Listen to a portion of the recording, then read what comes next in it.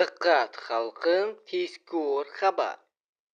Moskvadan migrantlarni chiqarib yuborish 2 barobarga oshdi. Moskvada 2026-yilning birinchi yarmida migratsiya qonunchiligini buzgan xorijliklarni mamlakatdan chiqarib yuborish holatlari o'tgan yilning shu davriga nisbatan 2 barobarga oshdi. Bu haqda 18-avgust kuni Rossiya Davlat dumasi raisi Vyacheslav Volodin ma'lum qildi.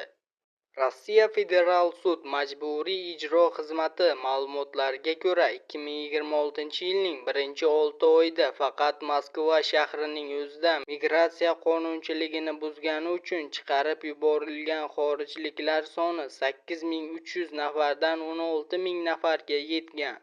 Sizga yetkazmoqchi bo'lgan xabarlarimiz shulardan iborat edi. Kanalimizga obuna va like tugmachasini bosib qo'yishni unutmang. Xayr, salomat bo'ling.